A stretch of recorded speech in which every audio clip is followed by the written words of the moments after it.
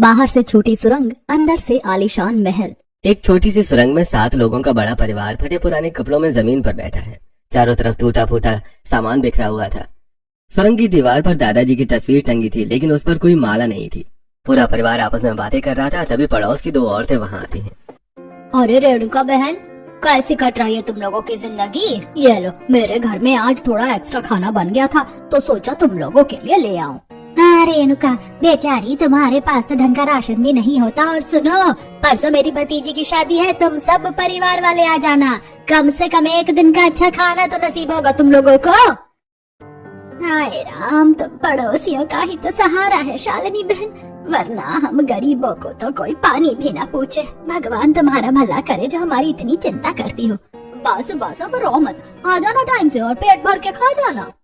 पल्लवी और शालिनी टिफिन रखकर वहां से चली जाती हैं। उनके जाते ही गजेंद्र जल्दी से एक कोने से बड़ा सा डिब्बा निकालता है जिसमें पिज्जा और कोल्ड ड्रिंक है।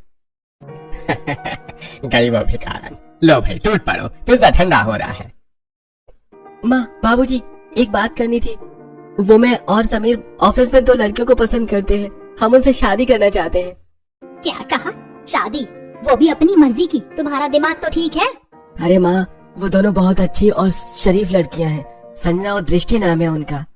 अरे चुप कर नालायक, मैं तो पहले ही कहती थी कि इन छोकरों के पेट में कोई बात नहीं पचेगी। अरे बेवकूफो, अगर बाहर की लड़कियां इस घर में आ गई तो हमारा राज खुल जाएगा। तुम्हारी दादी एकदम सही कह रही है, कोई लव मैरिज नहीं होगी इस घर में। बाबूजी प्लीज, वो ऐसी वैसी लड़कियां नहीं है, वो हमारा राज किसी को नहीं बताएंगी। हाँ हाँ, जैसे उन्होंने तो गीता पर हाथ रखकर कसम खाई है ना, महारानी बनकर आएंगी और हमारी पोल खोल देंगी।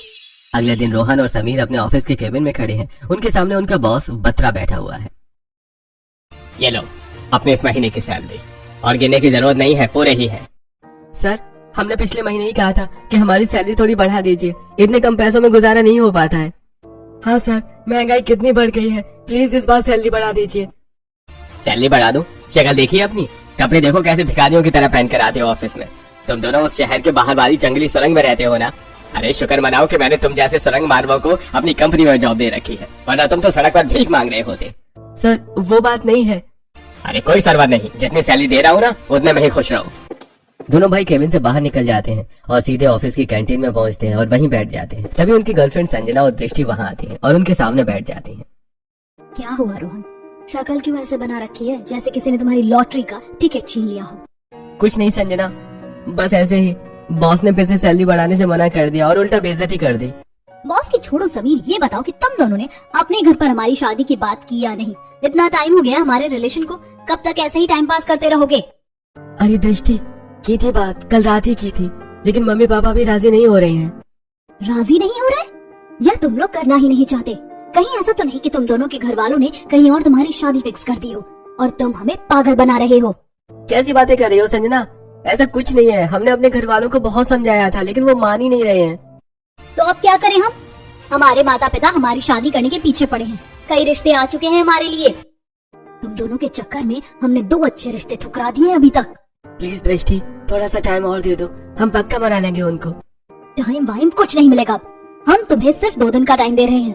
अगर 2 दिन में तुम्हारे घर वालों से बात नहीं हुई तो समझ लेना हमारा ये रिलेशन यहीं खत्म। दृष्टि और संजना गुस्से में वहां से चली जाती है। शाम का समय हो जाता है। सुरंग में रोहन और समीर झाड़ू लगा रहे थे। पूरा परिवार हैरान होकर उन्हें देख रहा था।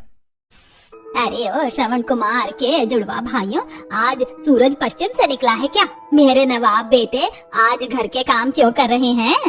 बहू, मुझे तो दाल में कुछ काला लग रहा है।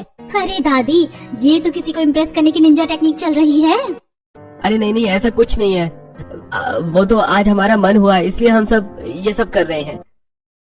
हाँ दादी, आज आप देखना, ऐसा खाना बनाएंगे कि आप उंगलियां चाटती रह जाओगी। रात का समय हो जाता है। सब लोग फटी चटाई पर बैठकर रोहन और समीर के हाथ का बना खाना खा रहे हैं। भैया, अभी मक्खन लगाना बंद करो। मुझे पता है ये साफ सफाई और खाना बनाने का ड्रामा क्यों हो रहा है। ये सब अपनी उस मनपसंद शादी के लिए कर रहे हो ना तुम दोनों? हाँ माँ, तान्या सही कह रही है। देखो संजना और दृष्टि बहुत अच्छी लड़कियां हैं, एकदम शरीफ और संस्कारी। और सबसे बड़ी बात, वो दोनों किसी के मामलों में दखल नहीं देती। जो हमारा सीक्रेट है वो कभी इस सुरंग से बाहर नहीं आएगा। प्लीज माँ, एक बार मिल लो उनसे। ठीक है, हम सिर्फ एक बार उनसे मिलेंगे। अगर मुझे उनके अंदर रत्ती भर भी चालाकी दिखी तो उसी वक्त रिश्ता कैंसल। अगले दिन दोपहर का समय, रोहन, समीर, संजना और दृष्टि एक पार्क में बेंच पर बैठे हैं। तो मैडम, गुड न्यूज है ये कि हमारी पूरी फैमिली तुम दोनों से मिलने के लिए राजी हो गई है। कल सुबह पास वाले मंदिर में मिलना फिक्स हुआ है। सच में रोहन, फाइनली तुम्हारे घर वालों को हमारी याद आ ही गई। थैंक गॉड समीर, तुमने बात कर ली, नहीं तो हमारी शादी कहीं और हो ही जाती। बात करते करते दृष्टि की नजर अचानक समीर की कलाई पर पड़ती है। एक सेकंड समीर, ये तुम्हारे हाथ में इतनी महंगी और ब्रांडेड घड़ी तुम्हारे पास कहाँ से आई? अरे ये इतनी महंगी घड़ी नहीं है जितनी तुम सोच रही हो, और ये भी मेरी नहीं है, वो मेरे ऑफिस में एक अमीर दोस्त है ना, उसने बस ऐसे ही पहनने को दे दी थी। दोस्त भी बड़े दिल वाले हैं तुम्हारे। चलो कोई नहीं, कल मंदिर में अच्छे से तैयार होकर आना, हमारे मम्मी पापा भी आ रहे हैं। अगली सुबह मंदिर में संजना और दृष्टि के माता पिता प्रकाश और सुधा खड़े हैं। उनके सामने रोहन और समीर का परिवार खड़ा है। सभी ने फटे पुराने कपड़े पहने हुए थे। प्रकाश जी, ये कैसे भिखारियों जैसे कपड़े पहन कर आए हैं ये सब? चुप रहो सुधा, पहले बात तो कर लेने दो। नमस्ते आंटी जी, नमस्ते दादी जी। संजना और दृष्टि रेणुका और भैरवी के पैर छूती हैं। जीते रहो बेटा, देखने में तो दोनों एकदम लक्ष्मी का रूप लग रही हैं। शक्ल तो अच्छी है, लेकिन ये बताओ घर के काम वाम आते हैं या बस ये मॉडर्न कपड़े पहनकर ऑफिस में ही घूमना आता है? आंटी जी, ऑफिस से तो हम सिर्फ अपने परिवार को सपोर्ट करने जाते हैं। बाकी खाना बनाना, सिलाई, कढ़ाई और घर संभालना, ये सब हमारी मम्मी ने हमें बहुत अच्छे से सिखाया है। रेणुका, लड़कियां तो एकदम संस्कारी हैं, हमारे घर के माहौल में ढल जाएंगी, तथा सवाल जवाब करने वाली नहीं लग रही। हाँ, बात तो सही कह रही हो माँ जी, लड़कियां तो मुझे भी पसंद आ गई है। चलिए, लड़कियां तो आप लोगों को पसंद आ गई, अब जरा काम की बात कर ले। गलेन जी, आप लोगों का घर कहाँ है? देखिए भाई साहब, हम झूठ नहीं बोलेंगे, हमारे पास ना कोई पुश्तैनी जमीन है और ना ही कोई प्रॉपर्टी। हम लोग शहर के बाहर जंगल के पास एक कच्ची सुरंग में रहते हैं। बस इन दोनों लड़कों की छोटी सी नौकरी से घर में 2 वक्त की रोटी आ जाती है। क्या सुरंग में? ये भगवान, प्रकाश जी, मैंने कहा था ना ये लोग पक्के भिखारी हैं। आपकी हिम्मत कैसे हुई अपनी ये भिखारियों वाली शक्लें लेकर मेरे सामने आने की? मेरी बेटियां पढ़ी लिखी हैं, अच्छे घरों से इनके लिए रिश्ते आ रहे हैं, और मैं इन्हें इस सुरंग में रहने वाले जानवरों के हवाले कर दूं? अंकल प्लीज, आप हमारी बात तो सुनिए। क्या सुनो, खुद के पहनने को ढंग के कपड़े नहीं है, मेरी बेटियों को क्या पहनाओगे? ये रिश्ता कभी नहीं हो सकता। चलो संजना, चलो दृष्टि। पापा प्लीज ऐसे मत कीजिए। चुपचाप चलो यहाँ से। प्रकाश और सुधा गुस्से में दृष्टि और संजना को वहाँ से ले जाते हैं। हे भगवान, मैंने क्या सोचा था और क्या हो गया। प्रकाश और सुधा अपने घर के हॉल में खड़े हैं। उनके सामने संजना और दृष्टि बहुत गुस्से में खड़ी हैं। पापा मम्मी, आपने वहाँ मंदिर में उन लोगों की बेइज्जती क्यों की? माना कि वो लोग गरीब है लेकिन दिल के बहुत अच्छे हैं। तेरा दिमाग खराब हो गया संजना? वो लोग भिखारी हैं, एक सुरंग में रहते हैं, वो लोग जंगली जानवरों की तरह। मैं अपनी फूल सी बेटियों को उस नरक में नहीं भेज सकती। मम्मी प्लीज, प्यार पैसों से नहीं होता। हमें पता है कि उनकी सैलरी कम है, लेकिन वो हमें खुश रखेंगे। चुप कर जा दृष्टि, मैं कह रहा हूँ ना, ये शादी नहीं होगी मतलब नहीं होगी।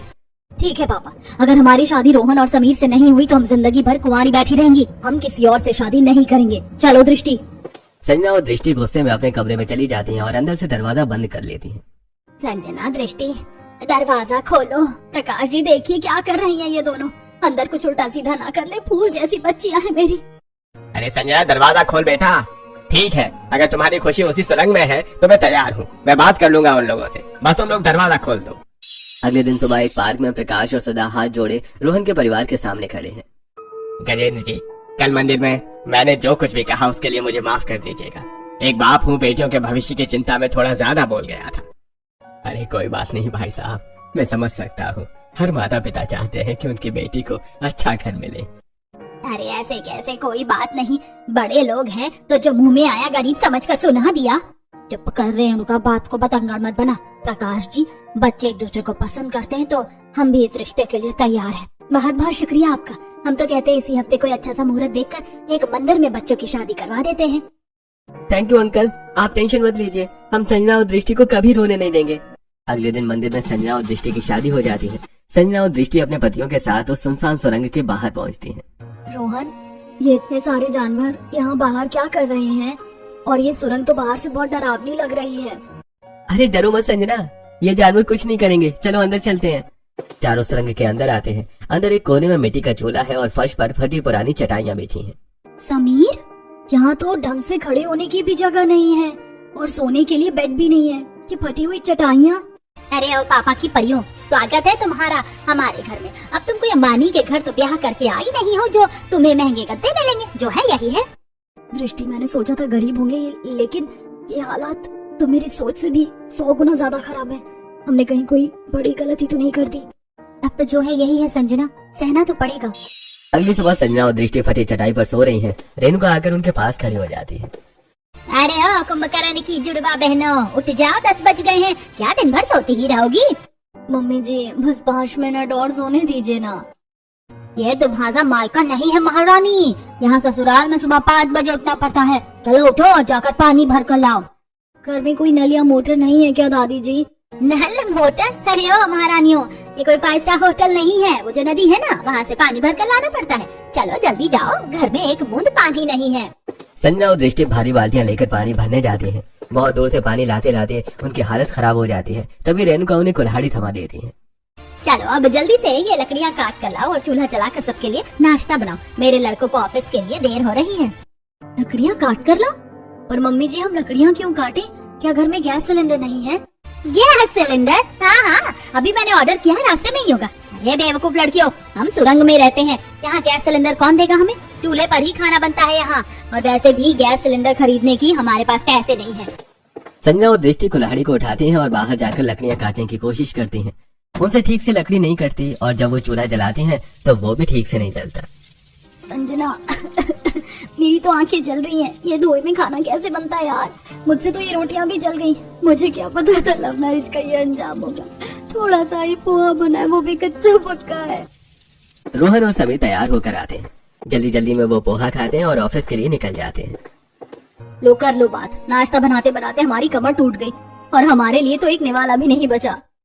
रोहन और समीर के ऑफिस के जाने के बाद संजना और दृष्टि परेशान होकर जंगल में टहलने के लिए चली जाती हैं। यार दृष्टि, हमने जितना सोचा था हालात तो उससे भी ज्यादा खराब है। मुझे तो समझ ही नहीं आ रहा कि यहाँ सरवाइव कैसे करेंगे। वही तो ना, गैस है ना ढंग का वॉशरूम है। क्या हमने लव मैरिज करके कोई बहुत बड़ी गलती कर दी है? देख, जो होना था वो हो गया, अब पीछे नहीं हट सकते। हम दोनों मिलकर सब हैंडल कर लेंगे। धीरे धीरे सब ठीक हो जाएगा। हाँ संजना तू सही कह रही है, हम एडजस्ट करेंगे। चल अब घर चलते हैं, वरना वो सासू माँ और दादी फिर ताने मारेंगी। दोपहर का समय हो जाता है। सुरंग में मुंह दिखाई की रस्म चल रही थी। बहू तो बड़ी सुंदर है रेणुका, पर बेचारी गरीब घर में आ गई। ये लो मैं तुम्हारे लिए थोड़ा आटा और दाल लाई हूँ। हाँ रेणुका, मेरी तरफ से ये तेल रख लो। हमें पता है तुम लोग को बहुत परेशानी होती है, जो थोड़ी बहुत मदद हो सकती है हम कर देते हैं। अरे तुम पड़ोसियों का ही तो सहारा, वरना हम गरीबों का तो भगवान ही मालिक है। दृष्टि देख रही है तू, लोग गिफ्ट में शगुन नहीं राशन देकर जा रहे हैं। इतनी बुरी हालत है इन लोगों की। यार यहाँ तो खाने के भी लाले पड़े हैं। रात का समय हो जाता है। संजना और दृष्टि एक ही फटी हुई चटाई पर सो रही थी। अचानक बाहर से जानवरों के चिल्लाने की आवाज आती है। रोहन, रोहन उठो ना, बाहर कोई जंगली जानवर है, मुझे बहुत डर लग रहा है। अरे संजना सो जाओ, वो जानवर बहुत दूर हैं, अंदर नहीं आएंगे। समीर तुम भी तो उठो यार, हमें तो गद्दे पर सोने की आदत है। इस चटाई पर तो नींद ही नहीं आ रही है हमें। दृष्टि प्लीज, यहाँ गद्दे नहीं है, थोड़ा एडजस्ट कर लो। लो कर लो बात। एक तो ये जानवर और ऊपर से ये खून पीने वाले मच्छर। अपने घर में तो मस्त एसी और कूलर की हवा में सोते थे। आज तो पूरी रात ऐसे ही जागना पड़ेगा, क्योंकि नींद तो नहीं आ रही है हमें। अगली सुबह संजना और दृष्टि सुरंग में झाड़ू लगा रही थी। तभी उनकी नजर तानिया पर पड़ती है। एक सेकेंड दृष्टि, उधर देख, तानिया के हाथ में क्या है? ओ माय गॉड, ये तो एप्पल का लेटेस्ट लैपटॉप है। घर में राशन के लिए पड़ोसियों से आटा मांगना पड़ रहा है और मैडम के पास लाखों रुपए का लैपटॉप है। तानिया, तुम्हारे पास इतना महंगा लैपटॉप कहाँ से आया? अरे भाभी, वो मेरा नहीं है, ये तो कंपनी वालों ने दिया है। जब मेरी तबीयत खराब होती है ना, तो मैं घर से ही काम कर लेती हूँ। अच्छा, तुम्हारी वो छोटी सी कंपनी एक मामूली एम्प्लॉय को वर्क फ्रॉम होम के लिए इतना महंगा लैपटॉप देती है? अरे ओ महारानियों, झाड़ू लगा रही हो, यहाँ पंचायत बैठा रही हो? हाँ भाभी, अब कंपनी अच्छी है तो मैं क्या करूँ, आप झाड़ू लगाओ, मुझे काम करना है। कुछ देर बाद रेणुका एक पुरानी सी साड़ी पहनकर बाहर जाने के लिए निकल रही होती है। मम्मी जी, आप कहाँ जा रही हैं? अरे बहू, मेरी तबीयत थोड़ी ठीक नहीं लग रही है, इसीलिए सरकारी अस्पताल जा रही हूँ। रेणुका बाहर निकल जाती है। दृष्टि की नजर फटे हुए पर्स पर पड़ती है, जो कि रेणुका का था। संजना, मम्मी जी तो अपना पर्स यहीं भूल गई। चल जल्दी से उन्हें देकर आते हैं। संजना और दृष्टि पर्स लेकर रेणुका के पीछे पीछे जाती हैं। कुछ समय बाद वो दोनों एक हाईवे के पास पहुंच जाती हैं। दृष्टि, वो देख, मम्मी जी उस चमचमाती हुई एसी कैब में बैठ रही हैं। वही तो, और इस पर्स में तो मुश्किल से 20 रुपए पड़े हैं। फिर उन्होंने इतनी महंगी कैब कैसे बुक कर ली?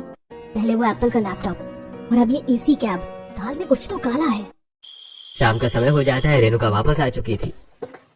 आ गई मम्मी जी। तो बताइए उस एसी वाली कैब में मजा आया या नहीं? कैब? कैसी कैब? मैं किसी कैब में नहीं गई थी मम्मी जी। हम दोनों ने अपनी इन्हीं आंखों से हाईवे पर एक बड़ी सी एसी कैब में बैठते हुए देखा है आपको। अरे हाँ, वो कैब तो एक भला आदमी ही चला रहा था। मैं धूप में पैदल चल रही थी और मुझे चक्कर आ रहे थे, तो उस भले कैब वाले ने तरस खाकर मुझे बिठा लिया। इसमें इतना दिमाग लगाने की क्या जरूरत है? जरूरत कैसे नहीं है रेणुका? यहाँ तक की पढ़ी लिखी बहुएं हैं, मायके से और कुछ तो ठीक करा ही नहीं, बस सास की जासूसी करना दिखाया है इनकी माँ ने। कुछ तो बहुत बड़ा झोल है। अगली सुबह सुरंग के बाहर तान्या हाथ में एक बड़ी सी काली पॉलीथिन लेकर जा रही होती है कि तभी संजना और दृष्टि उसे देख लेती है। अरे तान्या, इतनी सुबह सुबह ये कहाँ जा रही है? कहीं नहीं भाभी, वो बस कचरा फेंकने जा रही थी। अगर यहाँ पास में फेंकेंगे तो हवा से उड़कर सारा कचरा वापस अपनी सुरंग में ही आ जाएगा ना। अरे तुम ननद हो हमारी, तुम क्यों कचरा फेंकोगी? लाओ ये पॉलीथिन हमें दे दो, हम दोनों वैसे भी बाहर टहलने जा रहे थे, हम फेंक देंगे। अरे नहीं नहीं भाभी, आप लोग रहने दो, मेरे हाथ गंदे हो गए, मैं खुद ही फेंक आऊंगी। संजना और दृष्टि जबरदस्ती पॉलीथिन ले लेती हैं और आगे बढ़ जाती हैं। तभी रास्ते में एक झाड़ी से टकराकर वो पॉलीथिन फट जाती है और सारा कचरा वहीं फैल जाता है। दृष्टि, ये सब क्या है? ओ माय गॉड संजना, ये डोमिनोज के पिज्जा के डब्बे, ये चॉकलेट के रैपर और ये इतनी महंगी नाइट क्रीम की खाली डिब्बियां। जिस घर में हम सूखी रोटी खा रहे हैं वहाँ ये अमीरों वाला कचरा कहाँ से आ गया? संजना और दृष्टि उस फटी हुई पॉलीथिन को लेकर वापस सुरंग में आती हैं और तान्या के पास जाती हैं। रेणुका और गजेंद्र भी वहीं खड़े हैं। तान्या, अब जरा हमें समझाओगी कि इस कचरे में ये पिज्जा और महंगी क्रीम के डब्बे कहाँ से आए हैं? अरे भाभी, वो पॉलीथिन मेरी थोड़ी है, मतलब मैं तो बस एक खाली पॉलीथिन बाहर से उठा कर लाई थी ताकि घर का कचरा डाल सकूं। मुझे क्या पता था उसमें पहले से ही सब अमीरों वाला कचरा भरा हुआ है। अच्छा, मतलब तुम इतनी बड़ी पॉलीथिन बाहर से लाई, उसमें पहले से कचरा था और तुम्हें ये पता भी नहीं चला कि पॉलीथिन में पहले से ही कचरा है? बकवास मत कर, महारानी मेरी भोली बच्ची को डरा रही है। अब गरीबों की किस्मत में पिज्जा नहीं है तो क्या पिज्जा का खाली डब्बा भी नहीं छू सकते हम? अरे बबुआ, तुम किस तरह कचरे के पीछे पड़ गई हो? दृष्टि, ये पूरा परिवार मिलकर हमें बेवकूफ बना रहा है। ये पक्का हमसे कोई बहुत बड़ा राज छुपा रहे हैं। दोपहर का समय हो जाता है। सुरंग के एक कोने में संजना और दृष्टि एक छोटे से टूटे शीशे में अपना चेहरा देखकर दुखी हो रही थी। यार संजना, मेरी स्किन देख, यहाँ आकर तो हमने मेकअप करना भी छोड़ दिया है। मेरे पास तो एक नॉर्मल कोल्ड क्रीम खरीदने के भी पैसे नहीं बचे हैं। कैसे भिखारी जैसी शक्ल हो गई है मेरी। दृष्टि, एक सेकेंड, तान्या के सामान में कुछ चमक रहा है, रुक मैं देखती हूँ। संजना और दृष्टि तान्या के सामान के पास जाते हैं और एक बहुत ही महंगी ब्रांडेड क्रीम का नया डिब्बा बाहर निकालती है। तभी तान्या वहाँ आ जाती है। तान्या, ये इतनी महंगी क्रीम का डब्बा तुम्हारे पास कहाँ से आया? तुम्हारे भाई तो पाई पाई को मोहताज है। अरे भाभी, आप मेरा सामान क्यों चेक कर रही हो? और ये क्रीम मेरी नहीं है, वो मेरे ऑफिस में एक बहुत अमीर फ्रेंड है ना, उसने मुझ पर तरस खाकर दे दी थी। तरस खाकर दी थी? तान्या, ये डब्बा एकदम नया है और सील बंद है। कोई तरस खाकर इतनी महंगी और नई चीज क्यों देगा? अरे मुझे क्या पता, उसने दे दी तो मैंने ले लिया। आप लोग मुझ पर ही शक करती रहती हो। अगले दिन संजना और दृष्टि के माता पिता प्रकाश और सुधा सुरंग में अपनी बेटियों से मिलने आते हैं। संजना दृष्टि ने फटे पुराने कपड़े पहने थे। हाया मेरी भूत जैसी बच्चों की क्या हालत कर दी है लोगों ने। संजना, ये कैसे फटे हुए और मैले कपड़े पहने तूने? मैंने तो पहले ही कहा था सुधा, ये लव मैरिज सबसे बड़ी गलती है। इन भिखारियों ने मेरी बेटियों को भी अपने जैसा भिखारी बना दिया है। चलो लड़कियों, अपने सामान उठाओ, हम अभी के अभी यहाँ से जा रहे हैं। नहीं पापा, हम आपके साथ वापस नहीं जाएंगे। हमने अपनी मर्जी से शादी की है, हम उन्हें इस हालात में छोड़कर नहीं जा सकते। हाँ पापा, हम एडजस्ट कर रहे हैं ना, हम यहीं रुकेंगे अपने ससुराल में। अरे डायन, कैसा जादू कर दिया तूने मेरी बेटियों पर, जो इस नरक में भी रहने को तैयार है। भगवान कभी माफ नहीं करेगा तुम लोगों को। अपनी जुबान संभाल कर बात कीजिए प्रकाश जी। हमने आपकी बेटियों को जबरदस्ती नहीं रोका है, वो अपने पतियों के प्यार की वजह से यहाँ रुकी है। अगर ये दोनों जाना चाहती हैं तो शौक से जा सकती हैं। अरे तुम लोगों के तो दिमाग खराब हो गए हैं लड़कियों, चलो इसी संग में जानवरों की तरह। आज के बाद हम कभी तुम्हारी शक्ल देखने नहीं आएंगे। प्रकाश और सुधा गुस्से में वहाँ से चले जाते हैं।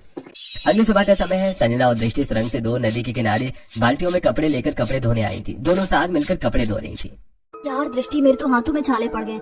ये फटे पुराने कपड़े धोते धोते वॉशिंग मशीन की आदत थी और यहाँ धोबी घाट खोल लिया है। संजना, एक मिनट जरा इधर देख। समीर की शर्ट को ध्यान से देख। क्या देखूं? फटी हुई तो है, इसमें नया क्या है? अरे पागल, फटी हुई नहीं है, ध्यान से देख। ये कट कितने सीधे और सफाई से लगे हुए, जैसे किसी ने जानबूझकर कैंची से काटा हो ताकि ये शर्ट पुरानी और फटी हुई लगे। कोई भी कपड़ा कहीं फंस कर इतना सीधा नहीं फटता।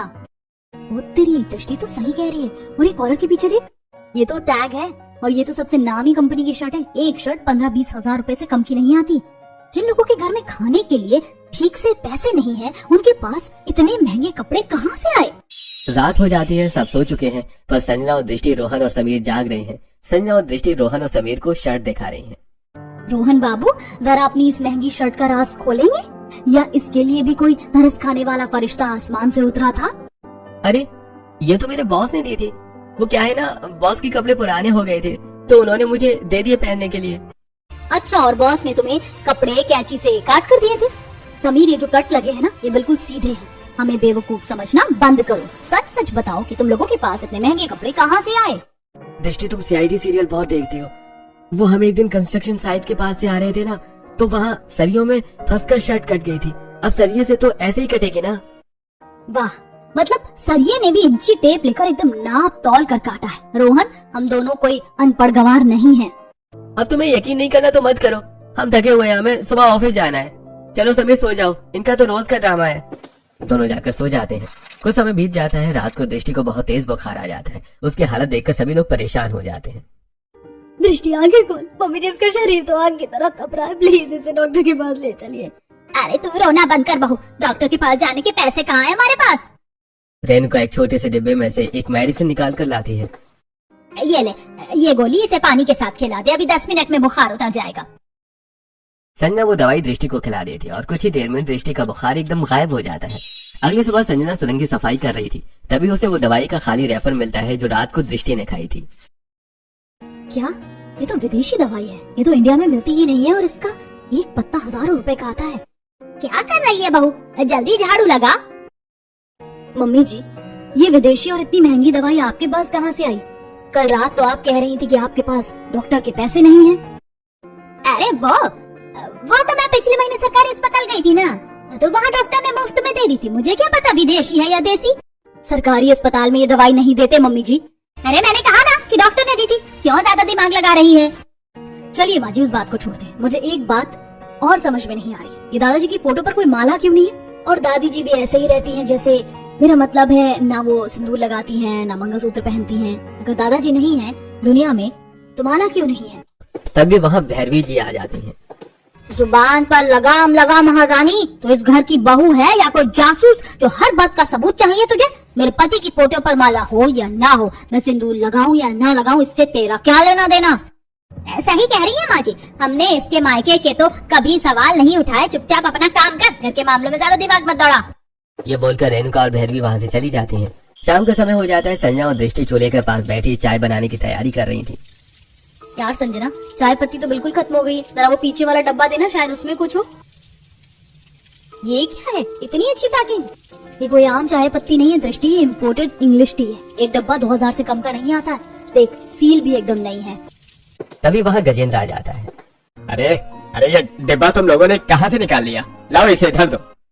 बाबूजी, घर में दाल खरीदने के पैसे नहीं है और आप लोग इतनी महंगी विदेशी चाय पत्ती पी रहे हैं। अरे बहू, तुम लोग भी ना, ये तो मैं कबाड़ी वाले से खाली डिब्बा लाया था। इसके अंदर तो वो 10-20 रुपए वाली लोकल चाय पत्ती भरी है। मुझे डब्बा अच्छा लगा तो ले आया बस। अच्छा बाबूजी, कबाड़ी वाला सील पैक डब्बे देने लगा आजकल, और अंदर लोकल चाय पत्ती है, ये तो हमने देखा ही नहीं। अरे तुम औरतों की तो पंचायत ही खत्म नहीं होती। लो 10 रुपए और बाजार से जाकर चाय पत्ती ले आओ, मेरा सिर मत खाओ। गजेंद्र वो डिब्बा लेकर वहाँ से चला जाता है। रात का समय हो जाता है, सब लोग सो चुके थे। संजना और दृष्टि अपनी छोटी सी चटाई पर लेटी हुई थी। संजना, मुझे तो अब इन लोगों से डर लगने लगा है। महंगे कपड़े, महंगी दवाई, विदेशी चाय पत्ती और सबसे बड़ी बात दादाजी की वो तस्वीर, ये लोग कुछ तो छुपा रहे हैं। मुझे भी लगता है ये घर वाले हमसे बहुत बड़ा राज छुपा रहे हैं।